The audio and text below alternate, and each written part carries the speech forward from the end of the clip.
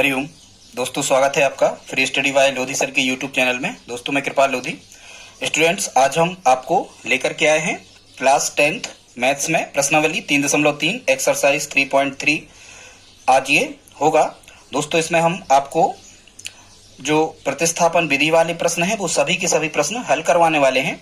इसके पहले दोस्तों, यदि आप हमारे चैनल पर पहली बार विजिट कर रहे हैं तो प्लीज हमारे चैनल को सब्सक्राइब कर लें, साथ में बेल आइकन पर क्लिक करें ताकि सबसे पहले नोटिफिकेशन आपको मिलता रहे। दोस्तों, हम कक्षा 10 के अलावा कॉम्पिटिटिव एग्जाम की तैयारी भी यूट्यूब के माध्यम से निःशुल्क करवाते हैं। आप हमारी प्लेलिस्ट में जाकर के मैथ्स, रीजनिंग, जीके, साइंस, शिक्षक भर्ती परीक्षा से रिलेटिव वीडियोस को देख सकते हैं। हम उनको पहले से अपलोड कर चुके हैं। तो आइए दोस्तों, बगैर देर किए हुए प्रारंभ करते हैं आज का टॉपिक।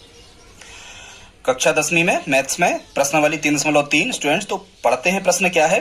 स्टूडेंट्स, यदि आप इस वीडियो में हमारे साथ अंत तक बने रहते हैं तो निश्चित रूप से आपसे इस प्रकार के आने वाले सभी प्रश्न आसानी से बन रहे होंगे, ये हमारी गारंटी है। बस आप इनको समझते जाएं, पेन कापी रख करके बैठें, जरूरत पड़ने पर जो भी चीज समझ में ना आए आप इसको नोट करते जाएं। तो स्टूडेंट, देखते हैं प्रश्न क्या है। निम्न रैखिक समीकरण युग्म को प्रतिस्थापन विधि से हल करो। तो स्टूडेंट, सबसे पहले तो ये देखना होता है कि सबसे पहले x और फिर y, फिर बराबर में अचर के बाद कोई संख्या, तो क्या उसी फॉर्मेट में यहाँ है? तो बिल्कुल, पहले x फिर y फिर बराबर के बाद अचर में कोई संख्या, मतलब x के नीचे x, y के नीचे y, इस टाइप से एक से होना चाहिए। ठीक है, नहीं होते हैं तो हम कर लेते हैं। आगे कभी प्रश्न ऐसे आएंगे तो हम बताएंगे कैसे इनको एक समान करते हैं। तो स्टूडेंट्स, हम आपको बताने वाले हैं प्रतिस्थापन विधि। और प्रतिस्थापन विधि में क्या होता है स्टूडेंट्स, इनको हम समीकरण के नाम देते हैं। जैसे यहाँ पर लिखा है x धन y बराबर 14, इसको दे दिया हमने समीकरण 1। और यहाँ दूसरा था x धन y बराबर 4, इसको दे दिया हमने समीकरण 2। स्टूडेंट, तो क्या किया जाता है, सबसे पहले समीकरण 1 से x या y का मान निकाल के समीकरण 2 में रखा जाता है, या 2 से x या y का मान निकाल के 1 में रखा जाता है। यही कहलाता है प्रतिस्थापन। तो यहाँ स्टूडेंट्स हम देख लेते हैं समीकरण, आपको तो ऐसा ही सीखना है। समीकरण 1 से, और समीकरण 1 क्या था तो उसको लिख देना है। समीकरण 1 था स्टूडेंट्स x धन y बराबर 14। तो यहां से जब हम x की वैल्यू फाइंड कर रहे होंगे तो x बराबर मिल रहा होगा 14, और y का पक्षांतरण होगा तो y इस तरफ आगे काय के हो जाएंगे, ऋण के। तो ये x का मान मिल गया, x बराबर 14 ऋण y। अब स्टूडेंट्स, आपको क्या करना है, ये x का मान कहां से निकाला है, समीकरण 1 से निकाला है। तो ध्यान रखना, समीकरण 1 से यदि निकाला है तो 1 में ही नहीं रखना है। यदि हमने समीकरण 1 से x या y का मान निकाला है तो दूसरे समीकरण में रखना है। तो x बराबर कितना मिला, 14 ऋण y मिला स्टूडेंट्स। अब यह x का मान हम समीकरण 2 में रख देते हैं। तो यहाँ हमें लिखना पड़ता है x का मान, x की जो वैल्यू निकली है ये समीकरण 2 में रखने पर। तो सबसे पहले हम समीकरण 2 में रख रहे हैं। यदि समीकरण 2 क्या था, x ऋण y बराबर 4, तो सबसे पहले हम उसी समीकरण को लिख लेते हैं, x ऋण y बराबर 4। अब यहाँ स्टूडेंट्स x की जगह हमें कितना लिखना है, 14 ऋण y। तो इस x को हटाएंगे और इस x की जगह लिखेंगे हम 14 ऋण y। ठीक है, और ये ऋण y, ये तो हमने केवल x की जगह रखा, कितना, 14 ऋण y x का मान था, और ये ऋण y पहले से लगे तो ये ज्यों के त्यों, और बराबर में 4 ज्यों के त्यों। अब स्टूडेंट्स, हमें केवल इसे सरलीकृत करना है, सिंप्लीफाई इसे केवल हमें करना है। तो देखते हैं, 14 ज्यों के त्यों, ऋण के 1y और ऋण के 1y। स्टूडेंट्स, ये समान चिन्ह है, समान चिन्ह हमेशा जुड़ते हैं। 1y और 1y 2y होगा, और समान चिन्ह जुड़ते तो हैं स्टूडेंट्स, लेकिन वो जिस जाति के रहते हैं जुड़ने के बाद उसी जाति के रहते हैं। ऋण ऋण के जोड़े हैं तो ये ऋण के ही रहेंगे। ऋण ऋण धन होता है कहाँ स्टूडेंट्स, गुणा में। तो ये ऋण के 2y होगा, वो बराबर कितना, 4। अब यहाँ से स्टूडेंट हम ऋण 2y का मान निकालेंगे तो 4 ज्यों के त्यों, 14 बराबर किस तरफ आएंगे तो काय के हो जाएंगे, ऋण के हो जाएंगे। तो यहाँ हमें मिलेगा ऋण 2y बराबर, असमान चिन्ह है यहाँ, इसका धन और ऋण असमान चिन्ह है। असमान चिन्ह हमेशा घटते हैं, बड़ी संख्या में से छोटी घटती। 14 में से 4 गए, कितने बचे, 10 बचे। घटाने के बाद तुरंत सोचा करें या जोड़ने के बाद के किस चिन्ह के बचे, तो बड़ी संख्या के चिन्ह के बचते हैं। ऋण थी, 14 ऋण के थे, बड़े थे तो ऋण के बचे। इसलिए जब हम यहाँ से y की वैल्यू निकालेंगे तो ऋण 10। अब ये गुणा में है तो कहाँ आ जाएंगे, भाग में। यदि ये धन ऋण होता तो पक्षांतरण होता है स्टूडेंट्स, ये ऋण 2 नीचे आ जाएंगे, ऋण से ऋण ये कैंसिल आउट, और 2 पंचे कितने हो गए, 10। मतलब स्टूडेंट्स यहाँ y बराबर कितना मिल गया, 5। तो एक तो आंसर हमारे पास आ गया। यही हमें इन समीकरणों में x और y के मान फाइंड करना होते हैं। तो y का मान कितना मिल गया हमें, तो y का मान हमें मिल गया स्टूडेंट्स इसमें कितना, 5। अब हमें क्या करना है, x की वैल्यू यहाँ पर और फाइंड करना है। तो हम क्या करते हैं, ये जो y का मान 5 निकला है स्टूडेंट्स, इसे आप चाहो तो समीकरण 1 में रख दो, या आप चाहो तो 2 में रख दो, जिसमें आपको रखना हो आप बिल्कुल रख सकते हैं। एक सा आंसर आएगा x का। तो हम क्या कर रहे हैं, जो y बराबर 5 निकला है स्टूडेंट्स, इसको हम समीकरण 1 में ही रख दे रहे हैं। 1 की आदत आप भी बनाओ। समीकरण 1 में y का मान रखने पर आप चाहो तो ऐसा लिख सकते हैं, समीकरण 1 में y का मान रखने पर। तो समीकरण 1 क्या था, x धन y बराबर 14 था, तो हम उसको लिख लेते हैं, x धन y बराबर 14। y की जगह 5 लिखना है, तो x धन y की जगह 5 बराबर, यहाँ कितना मिला हमें, 14। जब हम यहाँ से x की वैल्यू निकाल रहे होंगे तो 14 जो कहते हो 5 बराबर के इस तरफ धन के हैं, इस तरफ आएंगे तो ऋण के हो जाएंगे स्टूडेंट। तो x बराबर कितना मिल गया, 14 में से 5 घटे कितना मिल गया हमें 9। तो ये काय का मान मिल गया, x का मान मिल गया, y का मान हमें यहाँ मिल गया था स्टूडेंट्स। अब हमें क्या करना है, लास्ट में यहाँ इनके आंसर लिख देना है। आंसर इस प्रकार से लिखना है, ये सूचित करता लगाना है इंडिकेटर। x बराबर कितना मिल गया हमें 9 और y बराबर कितना मिल गया 5। ठीक है, तो ये जो होंगे वो मान होंगे स्टूडेंट्स, यही कहलाती है प्रतिस्थापन विधि। समीकरण 1 से x या y का मान निकाल के दूसरे समीकरण में रखना है। ठीक है, या 2 से निकालो तो 1 में रखना है, 1 से निकालो तो 2 में रखना है स्टूडेंट्स। आप चाहें तो जांच भी कर सकते हैं, x की जगह 9 y की जगह 5 आप रखोगे, x की जगह 9 और y की जगह 5, तो 9 और 5 14 बराबर 14। तो ये आप जांच भी कर सकते हो स्टूडेंट्स। आई होप आपको समझ में आ गया हो दोस्तों, और यदि आपको समझ में आया है तो प्लीज इसको लाइक तो आप कर ही दें। अब देखते हैं क्वेश्चन नंबर 2। ये स्टूडेंट दूसरा प्रश्न है, क्या कह रहे हैं, s ऋण t बराबर 3 और s बटे 3 धन t बटे 2 बराबर 6। सबसे पहले तो ये देखो कि ये जो दूसरा समीकरण है इसको मान ले रहे हैं हम पहला, और स्टूडेंट्स ये जो दूसरा पहला तो समीकरण जो है वो अपने सामान्य रूप में है, जैसे कि हमें लिखे होते हैं, केवल उन्होंने एक्स वाई की जगह एस और टी दे दिया। लेकिन जो दूसरा समीकरण स्टूडेंट्स ये अपने सामान्य रूप में नहीं है, तो पहले हम इसे सामान्य रूप में बनाएंगे। तो सामान्य रूप में बनाने के लिए हमें क्या करना होता है स्टूडेंट्स, कि बटे में जो संख्याएं जैसे लिखी होती हैं, जैसे यहाँ पर लिखा है 3 और यहाँ पर लिखा है 2, तो 3 और 2 का हम निकालते हैं लघुत्तम समापवर्त एलसीएम। तो 3 और 2 का लघुत्तम समापवर्त कितना मिला स्टूडेंट्स, तो एलसीएम मिला हमें कितना, लघुत्तम समापवर्त कितना मिला 6। तो हम या तो लघुत्तम आप ले लेना या फिर 6 का गुणा इस समीकरण 2 में कर देना, दोनों पक्षों में कितने का गुणा, 6 का गुणा। और ये 6 का गुणा हम क्यों कर रहे हैं स्टूडेंट्स, ये 6 का गुणा कर रहे हैं हम ताकि ये समीकरण कैसा हो जाए, सामान्य हो जाए। फिर हम मान यहाँ से निकाल के और यहाँ पर रख देंगे। ठीक है, अभी भी रख सकते हैं पर कर लो आप। तो जब आप इसमें 6 का गुणा कर रहे होगे तो यहाँ हमें मिलेगा s बटे 3 गुणा 6 धन t बटे 2 गुणा 6 बराबर 6 गुणा 6। तो ये हम डायरेक्ट लिख दे रहे हैं कितना, 36। ठीक है, 3 से ये 6 कट रहे होंगे 2 बार, तो ये s2 को हम लिख रहे होंगे 2s आ जाएगा, ये धन जो कहते हो 2 से 6 कैंसिल आउट हो रहे होंगे 3 बार, तो 3 का t में गुणा यहाँ आ जाएगा 3t और बराबर कितना मिल जाएगा 36। तो ये होगा स्टूडेंट समीकरण कौन सा, दूसरा। अब जैसा कि हमने आपको बताया था, आपको क्या करना है, आपको ये करना है कि समीकरण 1 से s या t किसी का भी मान निकाल के और 2 में रख देना है। तो अब हम यहाँ लिखते हैं समीकरण 1 से, समीकरण 1 से हम क्या कर रहे हैं, कोई भी मान निकाल रहा। समीकरण 1 क्या था, तो समीकरण 1 था s ऋण t बराबर कितना, s ऋण t बराबर 3। यहाँ से हम s की मान निकालेंगे तो 3 जो कितने, t इस तरफ आएगा, होगा धन के, तो s का मान स्टूडेंट्स कितना मिल गया, 3 धन t। अब हमें क्या करना है, इस s का मान 1 से निकाला है तो s का मान कहाँ रखना है हमें, 2 में। s का मान समीकरण 2 में रखने पर, तो समीकरण 2 ये मिल गया जो हमने सामान्य बना लिया था, क्या मिल गया, 2s धन 3t बराबर कितना 36। जिसमें भी आप मान रख रहे हो स्टूडेंट्स वो समीकरण को आप लिख लिया करें, 2s धन 3t बराबर 36। इसमें s की जगह हमें लिखना है 3 धन t, तो हम रखते हैं 2 और यहाँ गुणांक है ये s का 2, तो यहाँ गुणा लगाएंगे, s की जगह लिखेंगे 3 धन t धन 3t और बराबर ये 36 जो कहते हैं। अब हम इसे सिंप्लीफाई करेंगे। यदि यहाँ धन ऋण लगा होता है स्टूडेंट तो इसका मतलब ये है कि 2 का 3 में अलग गुणा होगा तो 6, और 2 का धन t में अलग होगा तो 2 का t में होगा तो 2t, और धन 3t ये चल ही रहे हैं और बराबर कितना 36। अब हम सिंप्लीफाई करेंगे तो 6 धन 2t और 3t धन के ये जुड़ गए तो 5t हो गए और बराबर कितना 36। जब हम यहाँ से 5t की वैल्यू फाइंड कर रहे होंगे तो 5t बराबर कितना मिलेगा 36, 6 तरफ आए ऋण के हो गए, तो 5t बराबर 36 में से 6 घटे कितना मिला 30।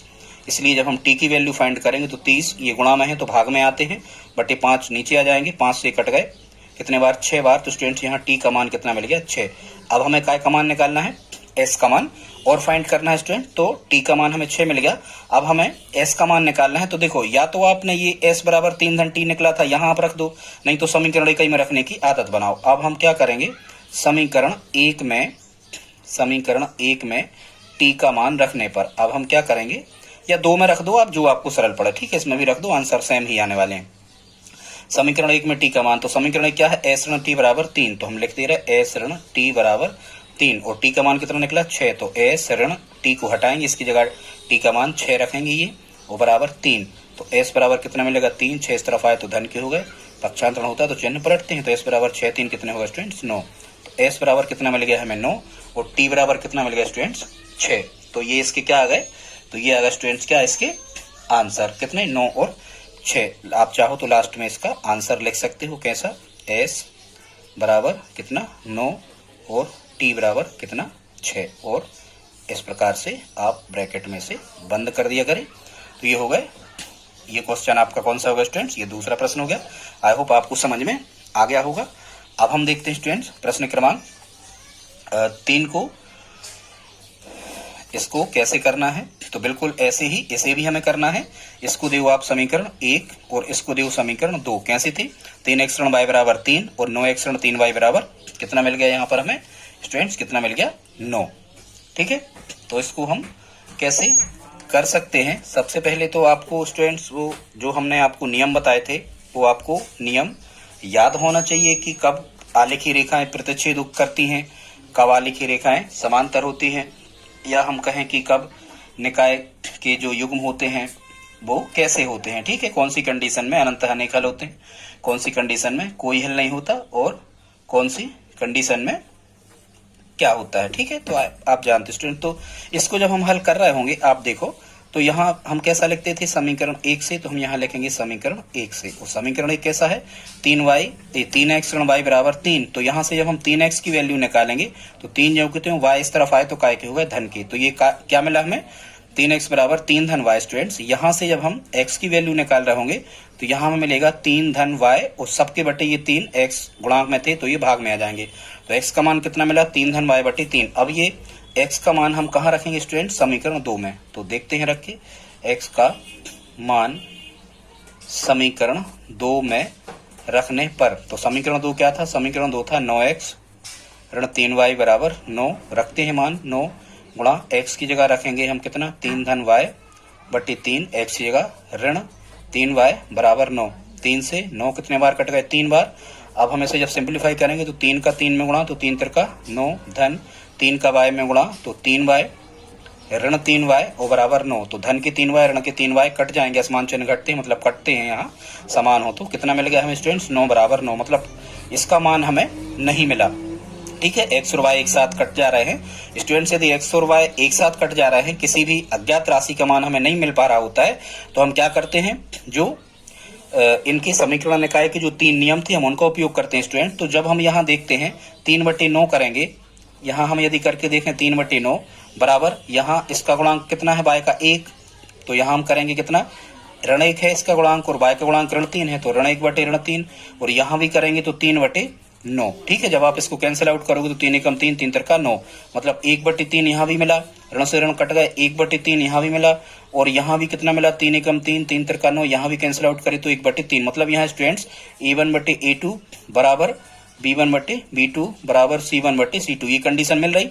इसका मतलब क्या है स्टूडेंट्स, इस समीकरण निकाय के कैसे हल हैं, अनंततः अनेक हल हैं। कैसे हैं, अनंततः अनेक हल की कंडीशन है ये। यदि तीनों बराबर हो, A1/A2 बराबर B1/B2 बराबर C1/C2, तो निकाय के अनंततः क्या होते हैं, अनेक हल होते हैं। तो इसका आंसर या तो हमें यही लिखना है कि इसके अनंततः अनेक हल होंगे स्टूडेंट्स, या फिर आपको ये लिखना है कि यह समीकरण निकाय x और y के सभी मानों के लिए सत्य है। या फिर आप क्या लिखेंगे, या यह समीकरण निकाय x व y के सभी मानों के लिए सत्य है, सभी मानों के लिए सत्य है। ऐसा आप स्टूडेंट्स इसके आंसर में लिख सकते हैं। आई होप आप समझ गए होंगे, क्योंकि x और y एक साथ कट रहे मतलब मान नहीं निकलते ऐसी कंडीशन में। ठीक है, आई होप आप समझ गए होंगे स्टूडेंट्स। अब अगला देखते हैं प्रश्न क्रमांक कौन सा, चौथा है। देखते हैं इसमें आपको क्या करना है। तो इसमें भी आपको वैसा ही करना है। क्या करोगे, देखो इसमें आप इसको दे दो आप समीकरण 1 4th नंबर का 0.2x धन 0.3y बराबर 1.3, और दूसरा समीकरण है 0.4x धन 0.5y बराबर 2.3। स्टूडेंट्स इसमें क्या करना है, सबसे पहले तो आपको एक समस्या जा रही है क्या कि इसमें हमें डेसिमल दिख रहा है, ये दशमलव दिख रहा है। तो आपको क्या करना है, दशमलव हटाने का एक नियम है स्टूडेंट्स। कैसे हटता है, दशमलव के नीचे 1 माना जाता है और दाईं तरफ जितने अंक होते हैं उतने शून्य। तो ये 1 अंक था तो 1 शून्य, तो ये हो गए। अब ये 0.2/10 हो गया। यहाँ भी दशमलव को एक संख्या तो 1 शून्य, यहाँ भी दशमलव को एक दाईं तरफ 1 संख्या तो 1 शून्य। अब स्टूडेंट्स ये समीकरण हमें क्या मिल गया, ये हमें मिल गया 2x धन, आगे शून्य का कोई मतलब नहीं होता, दशमलव हट गया था, धन यहाँ भी शून्य का आगे कोई मतलब नहीं होगा, ये मिल गया 3y बराबर, यहाँ हट गया था ये स्टूडेंट्स, क्या हट गया था, दशमलव, तो ये कितने मिल गए हमें 13। ठीक है, वो बटे आप चाहो तो सबके बटे कितने मिले, कितने लिखे यहाँ पर, सबके बटे लिखे स्टूडेंट्स कितने 10। इसमें आप क्या कर दो, इस समीकरण में सभी पदों में मतलब दोनों पक्षों में 10 से गुणा कर दो, क्योंकि 10 10 और 10 का लघुत्तम आप जब निकालोगे तो कितना आ रहा होगा, 10 ही आ रहा होगा। तो 10 का गुणा कर देते हैं हम किसमें, इस पूरे समीकरण में। तो जब हम 10 का यहाँ गुणा करेंगे तो देखो यहाँ गुणा 10 लिखेंगे, 10 से 10 कट जाएंगे, मतलब यहाँ केवल हमें कितना मिलेगा, 2x धन। जब हम यहाँ करेंगे स्टूडेंट्स गुणा तो 10 से 10 कट जाएंगे, यहाँ केवल कितना मिलेगा हमें 3y, और यहाँ भी 10 से 10 कट जाएंगे तो यहाँ केवल कितना मिल जाएगा 13। तो ये बन गया समीकरण 1। और आप देखो ये जो समीकरण 2 है स्टूडेंट्स, ये जो समीकरण 2 है इसको आप देखो, ये समीकरण 2 भी उसी फॉर्मेट का है, दशमलव के बाद एक अंक है, दशमलव के बाद एक अंक है और दशमलव के बाद एक अंक है। तो इसको भी जब हम हटाएंगे दशमलव तो ये सीधा सीधा हमें कितना मिल जाएगा, 4x धन 5y और बराबर ये जैसे ये 13 हो रहे थे वैसा ये कितने हो जाएंगे 23। इसको देखो आप समीकरण कितना 2। अब स्टूडेंट्स आपको क्या करना है, समीकरण 1 से x या y का मान निकाल के 2 में रखना है। तो पहले हम लिख रहे हैं समीकरण 1 से, तो समीकरण 1 2x धन 3y बराबर 13 था, तो जब हम यहाँ से 2x का मान निकाल रहे होंगे तो 13 और 3y बराबर किस तरफ आए तो काय के हो गए, ऋण के। ठीक है, ये पक्षांतरण हो गया। 2x बराबर 13 ऋण 3y मिला, इसलिए जब हम यहाँ से x की वैल्यू निकालेंगे तो ये x बराबर मिलेगा 13 ऋण 3y, और ये 2 गुणा में थे तो ये कहाँ आ जाएंगे, भाग में। 13 ऋण 3y बटे कितने आ जाएंगे, 2। अब हमें क्या करना है स्टूडेंट्स, इस x का मान हमने कहाँ से निकाला है, समीकरण 1 से। यदि समीकरण 1 से x का मान निकाला है हमने तो हमें रखना कहाँ है, 2 में। तो हम अब x का मान कहाँ रखेंगे, समीकरण 2 में रखने पर। तो समीकरण 2 है 4x धन 5y बराबर 23। अब हम समीकरण स्टूडेंट फिर से नहीं लिख रहे हैं, अब हम क्या कर देते हैं, सीधा इसका मान ही हम रख दे रहे हैं या लिख दे रहे हैं। समीकरण कैसा था, 4x धन 5y बराबर कितना था, 23। ये था समीकरण 2। अब हम क्या कर रहे हैं स्टूडेंट्स, समीकरण 2 में x का मान रख रहे हैं, तो ये हमें क्या मिल जाएगा, 4 गुणा और x की जगह कितना लिखना है हमें, x की जगह लिखना है 13 ऋण 3y सबके बटे 2 और धन 5y बराबर कितना, 23। आई होप आप इतना समझ गए होंगे स्टूडेंट्स। इसके बाद में अब आप थोड़े से ऊपर की ओर देख सकते हैं स्टूडेंट्स। तो अब ये देखो यहाँ नीचे ये 2 भी कॉमन है, सबके बटे हैं, और ये 4 भी कॉमन है, तो 2 से ये 4 कितने बार कट गए, 2 बार कट गए। अब इस 2 का हम यहाँ इस तरफ क्या कर देंगे, गुणा। तो 2 का जब हम 13 में गुणा करेंगे स्टूडेंट तो यहाँ आ रहा होगा कितना, 26, और जब हम इस 2 का ऋण 3y में गुणा करेंगे तो 2 3 6 ऋण के 6y आ रहे होंगे, आप कर लेना, कुछ समस्या जा रही है। और धन 5y बराबर 23, ये ज्यों कहते हो, धन 5y बराबर 23, ये ज्यों कहते हो, धन 5y बराबर 23। जब हम इसे सिंप्लीफाई करेंगे तो 26, ये असमान चिन्ह है, घट जाएंगे y y, 6y में से 5y घटे तो y बचे, बड़ी संख्या के ऋण के बचेंगे, वो बराबर कितना यहाँ पर 23। इसलिए स्टूडेंट्स जब हम यहाँ y का मान निकाल रहे होंगे तो 23 ज्यों के त्यों, 26 इस तरफ आएंगे तो काय के हो जाएंगे, ऋण के हो जाएंगे, और ऋण y बराबर चलेगा। तो यहाँ हमें क्या मिलेगा, ऋण y बराबर 23 में से 26 घटे, असमान चिन्ह है यहाँ पर, और असमान चिन्ह हमेशा क्या होते हैं, घटते हैं। 26 में से 23 घटे, कितने बचे, 3, और 3 काय के बचे, ऋण के। यहाँ से ऋण ऋण दोनों पक्ष से कैंसिल आउट कर दिया करें, या इसे हम कहते हैं कि ऋण का दोनों ओर गुणा करने पर। तो ये y का मान कितना आ गया स्टूडेंट्स, यहाँ पर y का मान कितना आ गया, 3 आ गया। अब आपको क्या करना है, ये जो y का मान निकला है 3, इस y के मान को, y का मान कहीं भी रखते हैं ना, समीकरण 1 में या 2 में, तो हम रख रहे हैं y का मान समीकरण 1 में रखने पर। और समीकरण 1 क्या था, समीकरण 1 था 2x धन 3y बराबर 13, इसमें रख रहे हैं 2x धन 3y बराबर 13, 2x धन 3y बराबर कितना था, 13। तो यही कहलाती है प्रतिस्थापन विधि। स्टूडेंट समझ रहे होंगे, समीकरण 1 से x से y का मान निकाल के 2 में रखना होता है। तो y का मान कितना है, 3 रख रहे हैं हम यहाँ इस समीकरण में, तो ये हमें मिल जाएगा 2x धन 3 गुणा y की जगह रखेंगे यहाँ पर 3 बराबर 13, तो ये मिलेगा 2x धन 3 तिरका 9 बराबर 13। यहाँ स्टूडेंट्स मिस्टेक हो गया था, सुधार लेना, 2x धन 9 बराबर 13, तो 2x बराबर ये 19 नहीं है एक्चुअल में, ये कितने हैं, 13 हैं। तो 13 ऋण 9, 13 में से 9 घटेंगे तो यहाँ स्टूडेंट कितना मिलेगा, यहाँ मिल रहा होगा कितना, 4 मिल रहा होगा। और जब हम x की वैल्यू फाइंड कर रहे होंगे तो ये 4/2, मतलब यहाँ कितना मिल रहा होगा, 2 मिल रहा होगा। लास्ट में आप इसका आंसर लिख दें, x बराबर कितना मिला हमें, 2, और y बराबर कितना मिला है 3। तो इसकी क्या होगा स्टूडेंट्स, ये इसके आंसर होगा। अब एक छठवां क्वेश्चन आप कमेंट बॉक्स में हमें करके बताना कि आंसर क्या आ रहे हैं। बाकी इसका जो पांचवा क्वेश्चन है इसको स्टूडेंट्स हम करवा देते हैं। देखते हैं पांचवा क्वेश्चन आपको कैसे करना है। तो इसमें भी ऐसे ही करना है आपको। इसको देना है समीकरण 1, इसको देना है समीकरण 1 और इसको देना है समीकरण 2। ठीक है, तो समीकरण 1 से वही करना है, समीकरण 1 से x का मान हमें निकालना है। तो कैसे निकालोगे, जब आप यहाँ से समीकरण 1 आप चाहो तो लिख लो एक बार। ये है वर्गमूल 2x धन वर्गमूल 3y बराबर 0। तो यहाँ से स्टूडेंट्स पहले हम वर्गमूल 2x की वैल्यू फाइंड करते हैं। तो 0 का तो कोई मतलब नहीं, ये वर्गमूल 3y इस तरफ आए तो ये काय के होगा स्टूडेंट्स, ये ऋण के हो गए, ऋण के वर्गमूल 3y हो गए। इसलिए जब हम यहाँ से x की वैल्यू फाइंड कर रहे होंगे तो ऋण के 3y वो बटी में ये वर्गमूल 2 कहाँ आ जाएंगे, नीचे आ जाएंगे। तो अब ये हमें काय का मान मिल गया, x का मान। अब x का मान हमने कहाँ से निकाला है, समीकरण 1 से, तो हम इसको कहाँ रखेंगे, समीकरण 2 में। तो वही हम लिख रहे हैं, x का मान कहाँ रखने पर, x का मान समीकरण 2 में रखने पर। देखते हैं समीकरण 2 क्या था, इसको अब हम लिख लेते हैं। समीकरण 2 है स्टूडेंट्स, ये है वर्गमूल 3x ऋण वर्गमूल 8y बराबर 0। x का मान वर्गमूल 3 गुणा x का मान कितना है, ये है स्टूडेंट्स ऋण वर्गमूल 3y और बटे कितना है, बटे में है वर्गमूल 2 और ऋण के वर्गमूल 8y बराबर 0।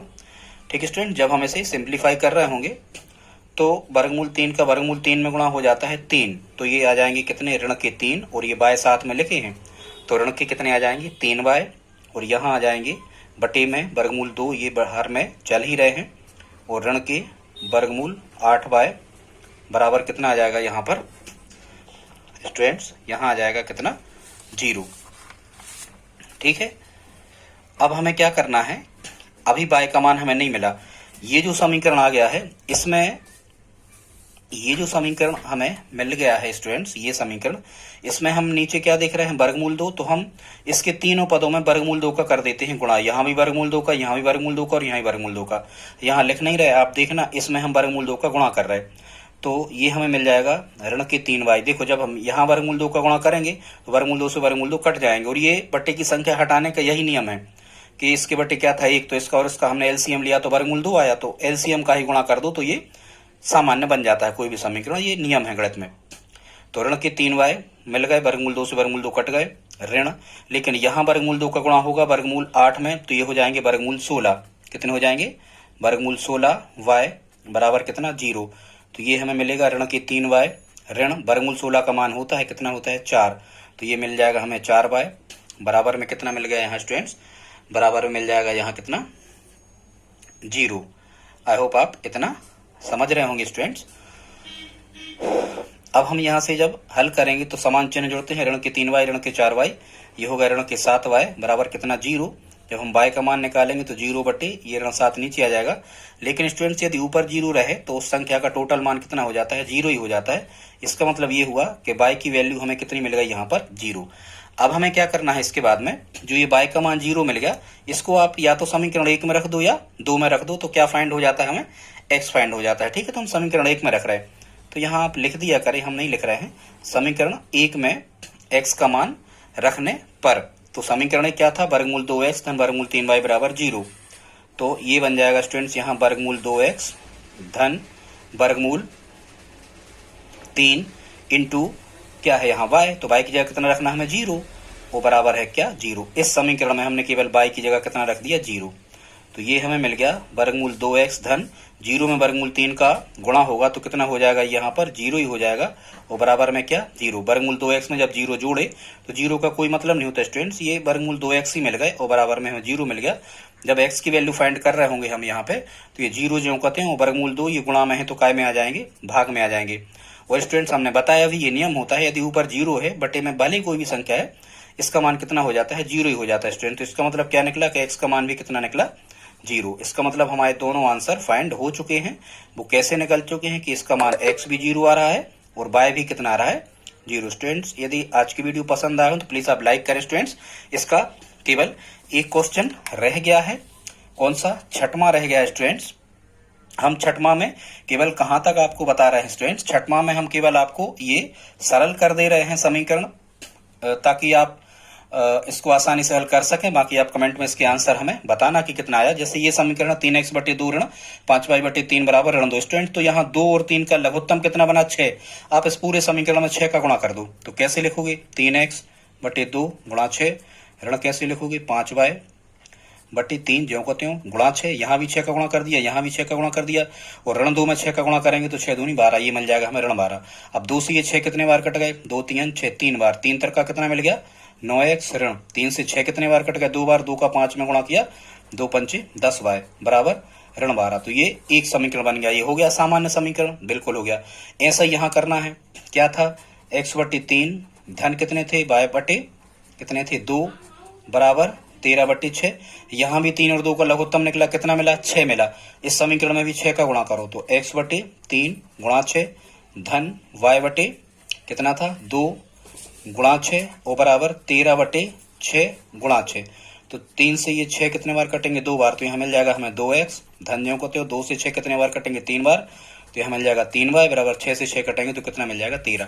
ये मिल गया हमें समीकरण कितना 2। अब आपको समीकरण 1 से x का मान निकाल के वो समीकरण 2 में रख देना है स्टूडेंट्स। वीडियो लंबा खिंच रहा है, टाइम पीरियड ज्यादा हो रहा है, इसलिए हम आज का वीडियो विराम करते हैं दोस्तों। यदि पसंद आए हो तो प्लीज लाइक कर दें दोस्तों। यदि आप हमारी हेल्प करना चाहते हैं तो प्लीज इस वीडियो को अपने दोस्तों के साथ में स्टडी ग्रुप में शेयर जरूर करें दोस्तों। मिलते हैं अगले वीडियो में, तब तक के लिए जय हिंद जय भारत।